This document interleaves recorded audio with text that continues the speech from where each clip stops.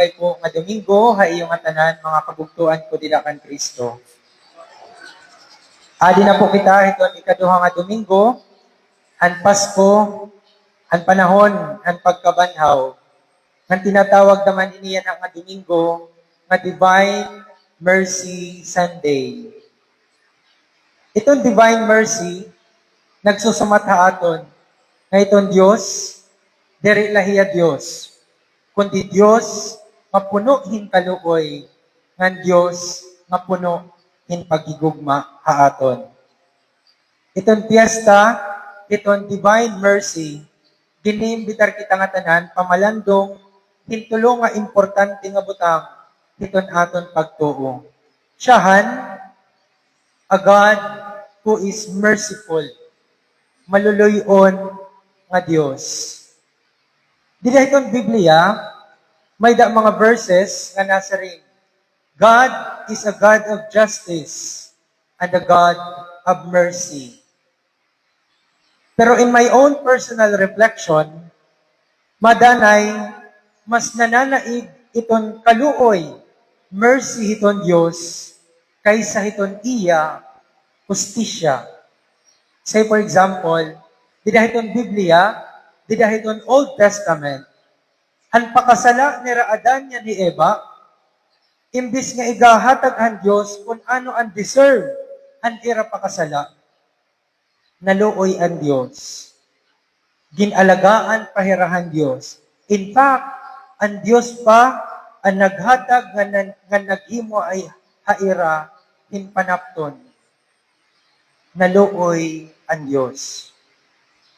Ikaduha, ang pabalik-balik, paulit-ulit na pakakasala ang mga Israelita ang Diyos. Anira pagreklamo ang Diyos, imbis nga babayaan nala puntahan Diyos sira, kay magreklamuhan niya mga tao, makasasala ang mga tao, damo ang ginihimo nga mga Diyos-Diyosan, ano ang ginbuhat ang Diyos. Naluoy lagihap ang Diyos, ang mga Israelita. Ang pakasala ni Hadi David, pinaagihan iya paglabot, tindiri iya asawa, ngan pagpapatay han iya, ang asawa han iya himuan hinsala. Imbis nga, pwede konta ighatag ang Diyos ang deserve nga punishment kan David. Ano ang ginbuhat ang Diyos? Naluoy ang Diyos kan Hadi David. Ngan ang pinakadako kapag pakita han kaluoy han Diyos, an iya pagpadara, an iya hinigugma nga anak para pagtalwas haaton. An iya pakiusa haaton, asya ang naging kausa han iya dako nga kasakit ngan kamatay. Ginhalad han Diyos an iya kinabuhi haaton. Not because we deserve it, but simply because iton kaluoy hiton Diyos nagpapadayon kasi mga hinigugma kita niya nga mga anak. Mga hinigugma kita niya nga mga katawhan. Ngan asya ini iton aton din sa salinpurog yan nga adlaw.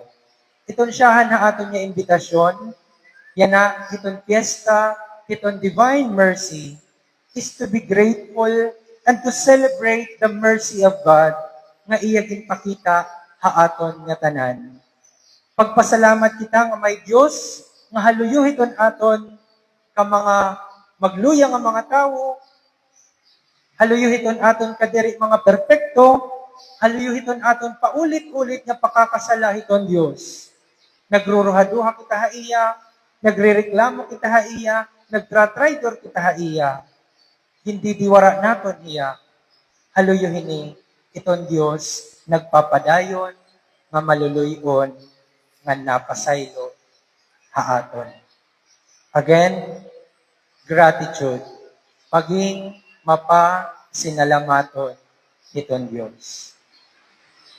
Ikaduha, sharing the mercy of God to others. Didahiton lain nga ebanghelyo, sinaring Jesus, be merciful just as your Father in heaven is merciful.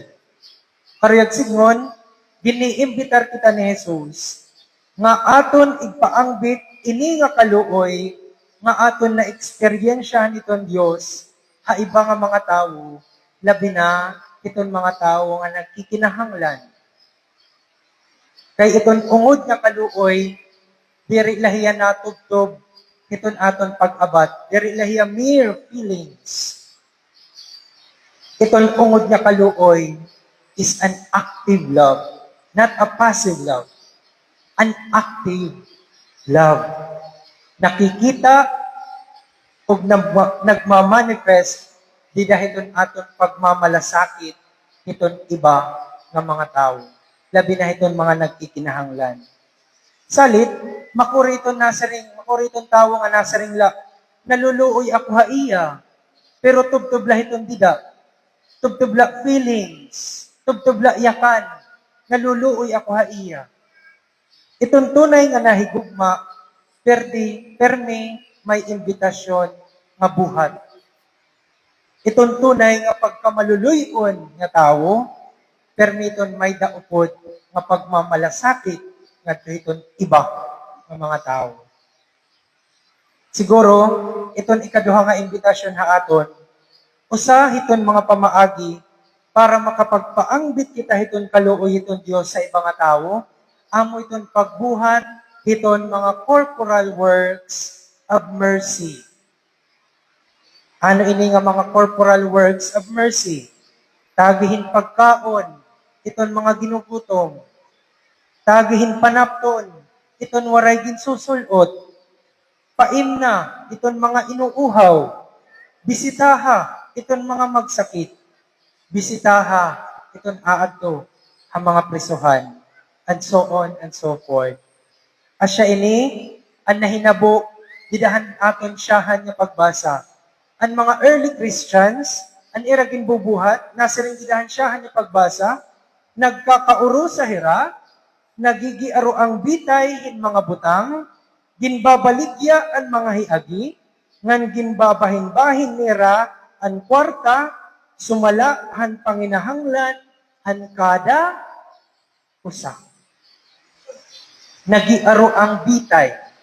Nag-share hirahan ira mga goods and resources para ipaangbit ngadtohan iba nga mga tao. This is a concrete way of showing and sharing the mercy of God. And finally, didahiton kung makita ka mo hiton image, hiton divine mercy, didahiton ilarom hiton image, hiton divine mercy, may nakasurat. Ano ito nakasurat? Nakabutang dida, Jesus, I trust in you. Iton pagtapod, karayag sigon hini, nga aton ginre-recognize iton Dios, ha aton kinabuhi, ngan gintutugutan naton hiya, nga iglid kita, ngadto kunhain man niya kita, gintatawag, iton aton kinabuhi. Not our own will, not our own demands, but seeking always the will of God and surrendering everything to Him. Kita pa naman yung mga tao, mahilig kita, nga kita dapat iton may full control, iton aton kinabuhi. This is my life. This is my body. I can do whatever I want. Kaya ko buhaton ang akon karuyag. I am the master of my faith. I am the captain of my soul. Danay mga sugat kita hini nga mga tao.